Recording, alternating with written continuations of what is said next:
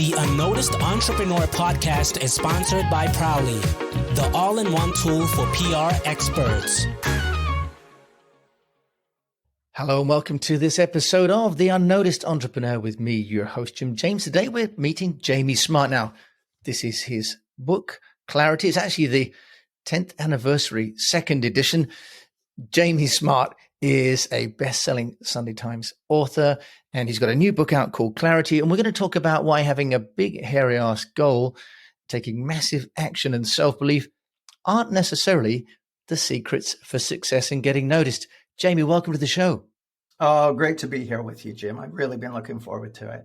Well, me too, because I've got the book and I've taken my Clarity quotient. It's number 84. We can go to that later. You can explain that. But tell us, Jamie, as an author and working with organizations like NATO, with entrepreneurs and so on, why is Clarity important? How does it help entrepreneurs to get noticed?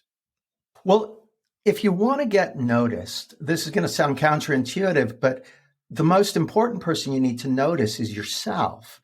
And most people I find, because we're living in this incredibly over-communicated world, they're looking outside themselves for what to do and that sort of thing. And while there's great stuff in the world that we can learn from, the fact is that you have a unique essence. There's something unique that you're here to bring to the world, your own authenticity. And when people are kind of faced with this deluge of information and people trying to sell them stuff and all that sort of thing, what they're going to tune into is authenticity.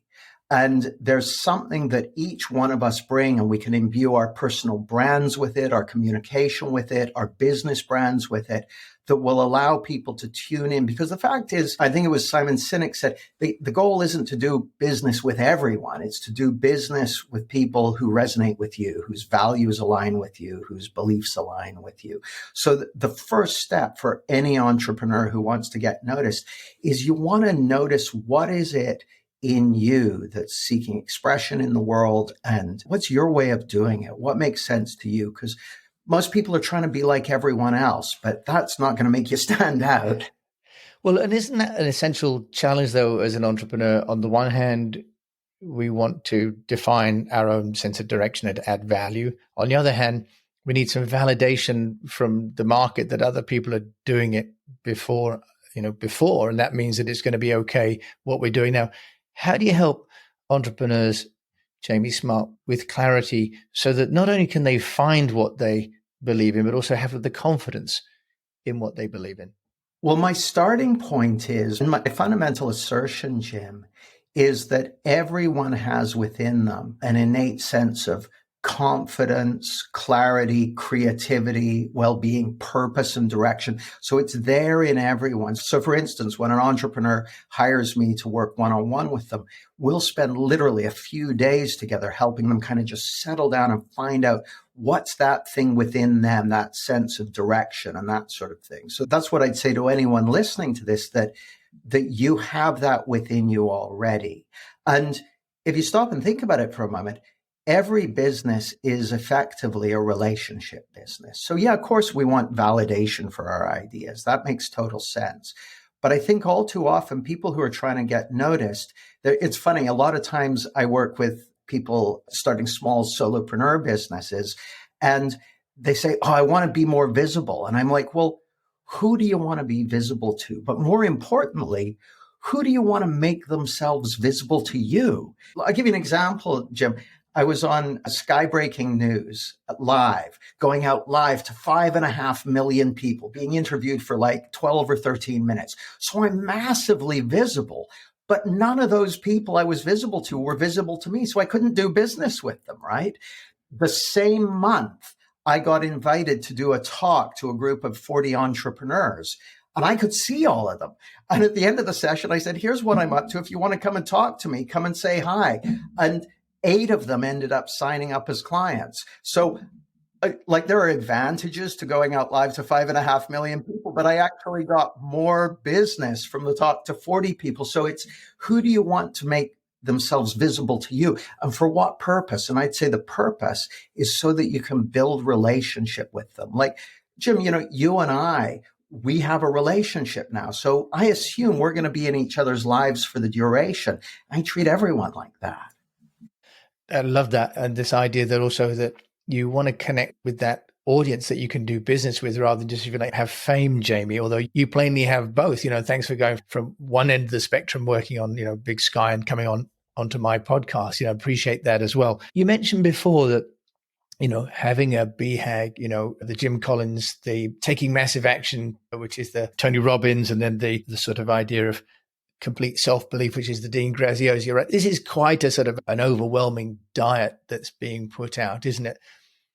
What's your solution to those people, including me, that are kind of overwhelmed by the volume of these people who seem to be, if you like, the new messiah, Well, it's so interesting, Jim. I first kind of clocked onto it because I'd been fed that diet of, BHAGs and unwavering self-belief and that sort of thing. But I noticed, and I built successful businesses. My levels of self-belief varied wildly. And I spoke to other entrepreneurs and theirs did too, yet they were still doing cool stuff. And then I came across a book called Strategic Intuition, written by a guy called William Duggan, who's got the chair for business, I think at Columbia Business School. And what Duggan did was he investigated people who were amazing at strategy. So everyone from the Netflix guys to Bill Gates and Steve Jobs and Napoleon. And he found that they had a very different model to creating success. It was the 3 steps again, but 3 very different steps. Number 1, prepare for opportunity. So these guys would all prepare for opportunity, following their curiosities, following what inspired them specifically, what they wanted to learn about. So number 1, prepare for opportunity. Number 2, notice it when it shows up. See, most people are so busy looking around, trying to figure out what to do and taking everything. They don't notice the opportunities that are staring them right in the face. So, and then step 3 is act on it when it shows up. So again, because these people had been preparing for opportunity, as soon as it showed up, boom, they were on it. And so that's what I work with entrepreneurs on, is to kind of clear the noise, clear the pressure, clear the deck so that you can prepare for opportunity in the way that makes sense to you and notice it when it shows up, and then have the courage to act on it, have the faith in what you know to be true to take action on it and, kind of go all in. But funnily enough, Jim, this happened to me. I got my business, this is about 14 years ago now. I got my business, so it was kind of running on autopilot, 4-hour work week style. I was having my first mini retirement, 3 months of skiing at Whistler, and kind of 6 or 8 weeks in, I was miserable. And it didn't make sense to me because according to the rules of my industry, I should be delighted, right? So I went back to the drawing board and I started exploring this, what I consider to be the best kept secret in psychology. And I started having insights into it. And the first insight I had was, everything you've been looking for outside of you is already there within you. Now that immediately reorganized my goals, because I explained that, Jim. I'm going to say maybe explain that, because everything that's outside is already within you. I am reading the book and it's fabulous, and I'll put a link in the show notes to it. But just maybe revisit that a little bit more detail, can you, Jamie? Yeah. So I had the idea that once I achieved a certain amount of turnover, once I had my business running on autopilot, and I speak to entrepreneurs all the time who are like, once I sell the business, once I exit, then I'm going to be happy, fulfilled, feel successful, all that sort of stuff. So I'd been running that program, but it doesn't work. It's not true. So that's what sent me back to the drawing board. And what I realized when I say everything I've been looking for outside of me, I don't mean like cool shoes, wristwatches, and cars. I mean the feelings, successfulness, fulfillment, well-being, purpose, meaning, and kind of comfort in your own skin. They're never found on the outside. They only ever come from within. Now, we all know this kind of instinctively, right? Like if you think of a little kid who has a teddy bear, the child believes that their feelings and comfort and security come from the teddy bear, but they don't. The teddy bear is full of stuffing. Those all come from within, all those feelings of peace and well-being and that sort of thing. But as adults, we have all kinds of adult teddy bears, and it genuinely seems to us like our feelings of comfort, security, well-being are coming from, our business or our turnover or our pension pot or our partner or whatever it might be. But it's a trick of the mind. It does not work like that. It comes from within 100% of the time, no exceptions. So, Jamie Smart, in your book, Clarity, which has just come out as a capstone publication, you talk about sort of the distractions. How do you help entrepreneurs to move away from those distractions and get clarity? So we understand the concept that it's within, but how are you helping people to do that? Is it a function of meditation? Is it a function of switching things off? What would you say is your solution, your path to that clarity? Yeah, it's a great question. Well, so most people have a lot on their minds these days more than ever, especially because of all the information coming in and that sort of thing. So, Jim, we teach a simple understanding that takes things off your mind automatically. So you have the freedom, the confidence, and the well-being to do whatever makes sense and to enjoy your life. So my assertion is, and this is what you're finding out in the book, there's something you can learn, there's something you can understand that as you understanding, it'll take stuff off your mind automatically. So you don't have to do anything. Now so it's funny, actually, Jim, I've asked literally thousands of people this question, ranging from prison inmates to people at the NATO Defense College to entrepreneurs, business leaders. When do you get your best ideas? And the answers are always the same. At the gym, in the shower, out for a walk, just when I'm dropping off to sleep, just when I'm waking up in the morning. So it's when we're not thinking about it, when we've got a relatively open and clear mind. And funnily enough, this is what Duggan found in his book, Strategic Intuition, was that when people had insights, it's when they weren't thinking about their strategy. They weren't trying to figure it out. It was when they were giving their mind the opportunity to do what it's actually designed to do. I've got a simple metaphor for it if you'd like it. Yes, please. Yes, because it's, what you're to some degree suggesting is that if we just relax and take a breath and sort of trust in ourselves and our minds, if we're focused in the right direction, then some of the answers will appear. So love to hear your metaphor. Well, I'm saying, yes, that's true. And everyone will find that in their own experience. And I'm saying there's something you can learn that makes that more and more reliable, predictable, and inevitable. Great. And Jamie, that's what we need, because otherwise you feel as though you're sort of wandering around hoping that you might have inspiration, right? And that's a stressful situation to be in. You need something you can rely on. So that's my assertion, is that there's something that's just as reliable as your wound healing capacity. If you get a scratch on your hand, you don't worry about, is it going to get better? You can rely on your body's immune system to heal it. Well, your mind has that same, the immune system also has a psychological expression. So the metaphor is a snow globe. Like a snow globe, if you shake it up, it gets all cloudy and there's nothing you can do. And trying to shake it more will just make it more cloudy, trying to add things and fix it and that sort of thing. But if you let the snow settle, clarity emerges, because clarity is the water's natural state. Well, clarity is your mind's natural state. And the reason that people's minds get so shook up, get so distracted, get so overwhelmed is because we're believing something that's not true. We're believing that our experience, our moment-to-moment experience, is coming from somewhere other than within. And it seems like that. It seems like our feelings of stress or tension or pressure are coming from the deadlines or the speech I've got to give or from what that guy did or from that contract or whatever. But the truth of the matter, the fact of the matter, is that it's always an internally generated experience. And as you wake up to the truth of that for yourself, life just becomes a lot less threatening, right? And so you'll have noticed this, that there are certain situations you might go into and you're feeling really freaked out, but the person next to you is cool as a cucumber. Well, it's because they're not finding the situation threatening.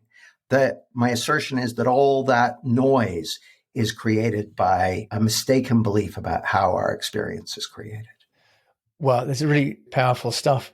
When you look at business leaders and entrepreneurs, great entrepreneurs, Jamie, can you give us some examples of entrepreneurs that, if you like, display this sort of self-confidence and clarity? Because the popular fiction is, massive action, strive, do networking, read a book a week, right? This kind of like sort of hyperdrive of connectivity and interactivity, but you're suggesting something quite different for success. So can you give us some examples of people that have done that? One of my favorite examples is Steve Jobs, who, as I understand it, he worked hard and everything. But there's a great story. He was being interviewed after he came back to Apple and created this incredible success with the Mac. He was being interviewed by a reporter, and the reporter said, the Mac's been incredibly successful, amazing. What are you going to do next? And Jobs said, well, I don't know. And the reporter was flabbergasted. He was like, well, what are you going to do about that? And Jobs said, well, I'm going to wait until I know, and then I'm going to do it. And so it was another 6 months, and there was no sign of anything new coming out or anything like that. And he was just reflecting, finding the way forward. When he then moved, it was iPod, iTunes, and literally transformed the music industry and made Apple the biggest company in the world, the most profitable company in the world. So that, I think, is a great example, that thing of waiting till he knows rather than like feeling urgently driven to do the next thing. And I think you also mentioned something very interesting earlier on. Well, you mentioned lots of things very interesting earlier on, Jamie Smart, but also about opportunity and seeing what's happening around you. Do you want to just also talk about that? Because sometimes people are pushing businesses into markets where the market's not ready, for example. Do you want to just share with us a little bit about that? Yeah, well, so it seems to me, Jim, so the 3 steps were prepare for opportunity, notice it when it shows up, and then act on it. Well, my assertion is that how you prepare for opportunity is by following your own intuition and wisdom, your own enthusiasms. So your own enthusiasms will be a guide to the things. And often it won't even be apparent why you're enthusiastic about that thing or what it is. But the more you trust that, the more you follow it, it falls into place later on. It makes sense later on. So a willingness to trust that enthusiasm, to trust that there's something within you that's guiding you. There's another Jobs quote. He said, above all, have the courage to trust your heart and intuition. Somehow they already know what you're to become. So it's about opening to that. And it all sounds a little bit esoteric, but actually my assertion is that there's a source of guidance and wisdom and intelligence within you that can position you beautifully for what you're here to do. I love that idea. And it's really very Zen as well, isn't it? And also, Jamie, how does that matter, coming all the way back to my original question about getting noticed? Because the anxiety would be, as an entrepreneur, that you need to look corporate, you need to have a big brand, that you need to compete with the bigger companies that are already incumbents. From a getting noticed perspective, if I can kind of take something so existential back to something so practical, how does that help an entrepreneur to get noticed? Because they may say, well, that's all great, but you know what? I need a website. I need to go to the trade shows. Can you just maybe draw some connection between that concept and how it impacts the well-being of a business?